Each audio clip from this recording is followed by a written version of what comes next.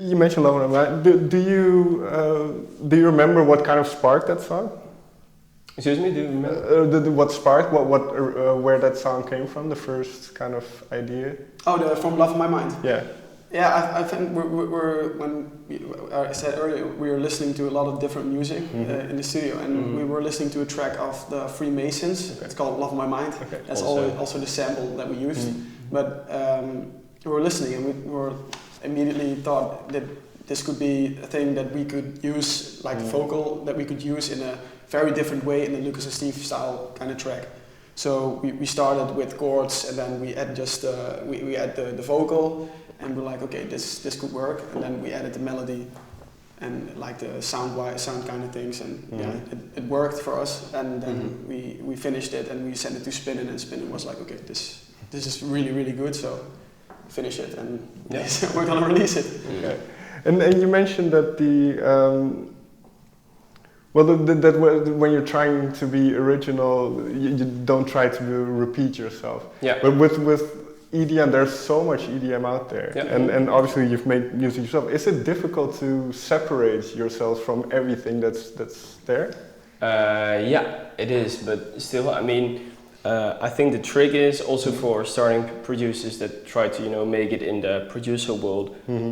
It's really important to get your own spot, get your own place within the space of all artists, which can be really hard because automatically you will start to try to make your track sound like maybe like Martin Garrix, maybe like Afrojack, maybe like Oliver Heldens. But I think the trick is to, as soon as you receive the spot and people start recognizing your sound, it's important to keep that spot. And develop that spot. Develop it, exactly, and it's important to, I think, stay within, if you're developing your sound, stay within the borders of your own style, so people can, if they hear your track, they're like, this could be a Lucas and Steve track, because that's, I think that's also a thing that has to do with branding. Right. It has to be recognizable. But indeed, don't forget to develop it. And don't try to be someone else. You just develop your own sound and just spend as many hours in the studio as you can to develop your own sound, to make your own signature. And when you are in the studio, I can imagine if it's just you, it's difficult to decide when a song is finished. So with the two of you, how do you decide when a track is done and you don't have to touch it anymore? That's also a thing that before the track's completely finished, we first send it to our management, to the A&R manager of Spinning Records, and they start shooting at the track, some troubleshooting.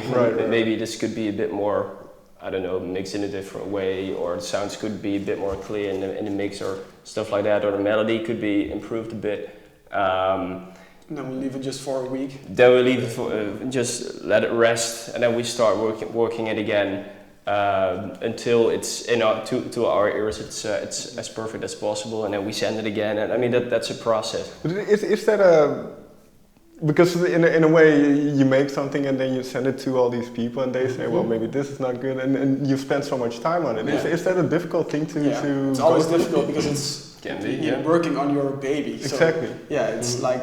Yeah, it's really difficult sometimes, but you have to keep in mind that the guys where we send our tracks to, they're really professional and they really know what they're saying and what they're doing. So you have you send it for a reason, right? So just keep that in mind. And once again about Love on My Mind, it's a new track. Yeah. Are you thinking about doing something with that for the upcoming Amsterdam Dance Event?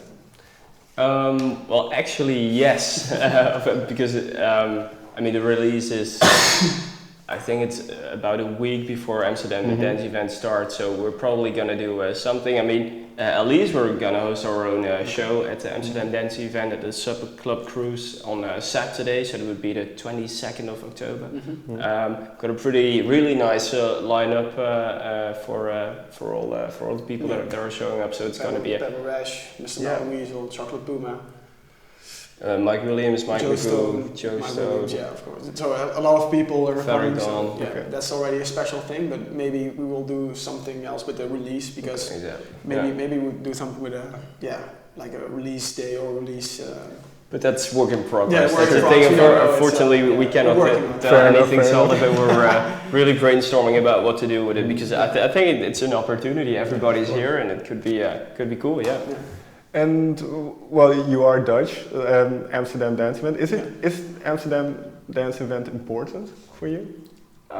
Yes, it is because it's you don't see a lot of the people we're seeing a lot of DJs, of course, at festivals, but you're not seeing a lot of promoters. You're not seeing a lot of bookers.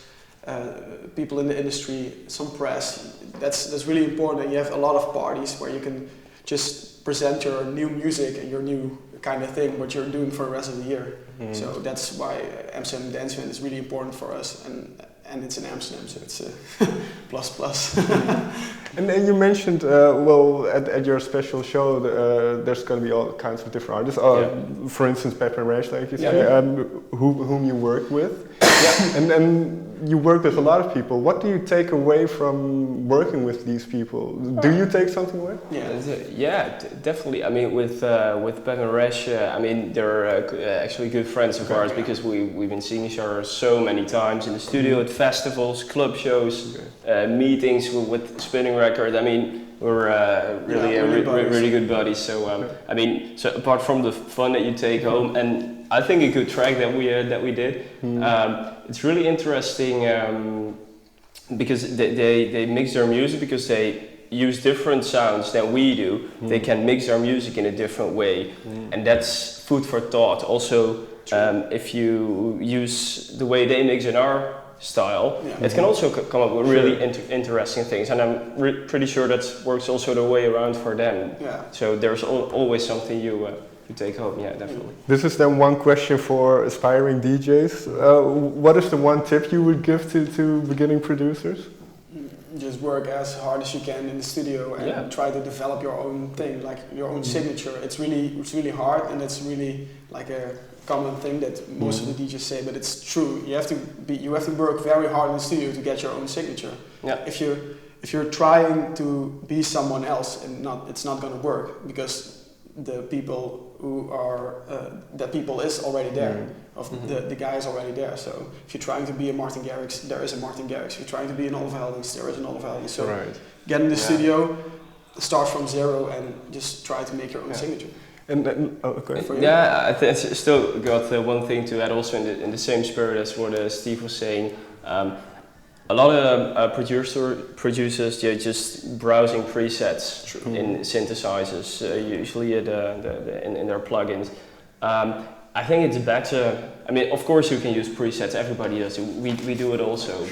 But with the lead sounds, try to be as original as possible. And the way to do that is, I think, to start with, know the synthesizers that you use most frequently. Because that's, if you really know them, you can start from zero. That means press menu, initial preset, and just start really from zero. So you can really see which button is doing what exactly. And that way you can think of a sound and make it right away. And that's the thing, I think that could be the key to making an original sound. So, and just be yourself, also in the studio, but also outside the studio. So, And like you say, it is hard work. You get to travel all over the world now, but it is very much hard work. Are there certain things that you had to sacrifice to be able to do this job, so to say? Yeah, of course. Every job has its sacrifices. So for us, it's also we're not home a lot. So most of the time we miss. Christmas, birthdays of relatives, New Year's people Eve. are special to you.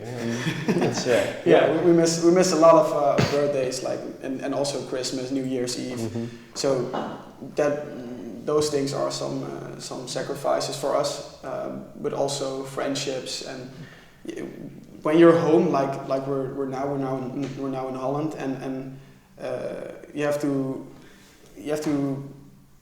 you can be everywhere. You can just go to your friends, to your family. So that's really good for us. But most of the time in the weekends when all our friends are free, we're not free. We're always working. We're traveling. So this weekend we have to go to Hamburg, and then we're going to Paris, and then Prague. So yeah, it's those things are some sacrifice for us. Yeah. Final question. You mentioned that yesterday you went into the studio. Is there anything you can tell me about what you're working on now? Oh yeah, it's awesome. I mean, it's really. I mean, it's gonna be a track with a lot of vocal, really cool vocal. Working with some really great writers and vocalists. Yeah, I mean, what can we say? It's going to be kind of a different sound, but still within the Lux and Steve borders. I think it's really different than we did before, but it's really energetic and really feel good. So yeah, the chords are really good, and the synthesizer, we have to work out a little bit. So yeah, it's going to be a good one. We're excited. Yeah. Okay. Thank you very much for your time. Thanks, man. Thank you.